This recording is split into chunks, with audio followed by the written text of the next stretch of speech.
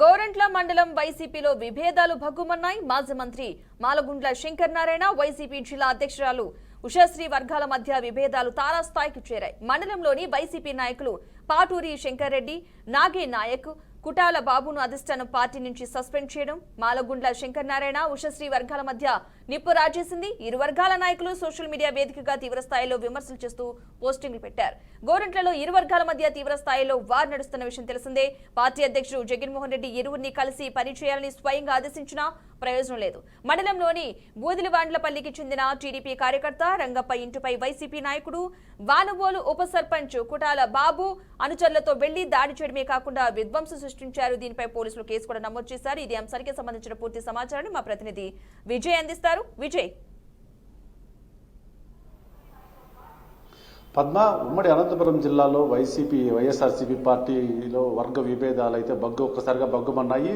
అయితే మూలిగే నక్కపై తాటిపండు పడినట్లుగా ఇక్కడ వైసీపీ పరిస్థితి అయితే నెలకొంది. అయితే ఇప్పుడే క్యాడర్ లేక కొట్టుమిట్టాడుతున్న వైఎస్ఆర్సీపీకి ఇది ఒక బిగ్ షాకే అని అయితే చెప్పవచ్చు. అయితే ముఖ్యంగా ఇక్కడ చూసుకుంటే ఒక ఇద్దరు మంత్రులు ఆధిపత్య పోరుకు కార్యకర్తలు అయితే బలవుతున్నారని అయితే చెప్పవచ్చు. అయితే ఇక్కడ మాజీ మంత్రి మాలగుండ్ల శంకర్ నారాయణ ఇప్పుడు జిల్లా అధ్యక్షురాలుగా ఉండి మాజీ మంత్రిగా ఉన్న ఉషశ్రీకి ఇద్దరికి చాలా రోజులుగా అయితే ఇద్దరికి ఒకరంటే ఒకరు సరిపోక అయితే చాలా రోజుల నుంచి వీరి మధ్య పూర్తిగా గొడవలు తారాస్థాయికి అయితే చేరాయి. అయితే ఈ మధ్య కాలంలో ఉషశ్రీ చరణ్ పై అంటే కొంతమంది వైసీపీ నాయకులే సోషల్ మీడియాలో పెట్టడం ద్వారా ఉషశ్రీ చరణ్ జిల్లా అధ్యక్షురాలుగా అయితే ముగ్గురు కీలక నాయకులను అయితే సస్పెండ్ చేసినట్లయితే తెలుస్తుంది.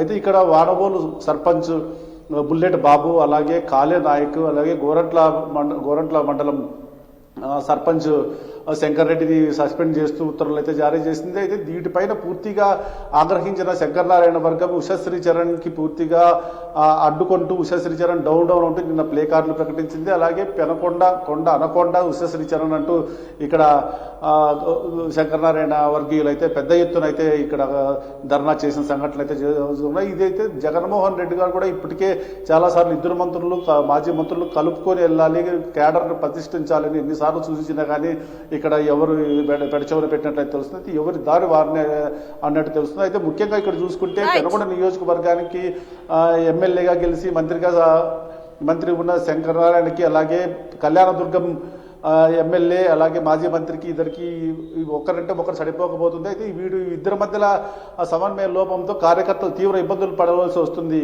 Padma, right, thank you Vijay.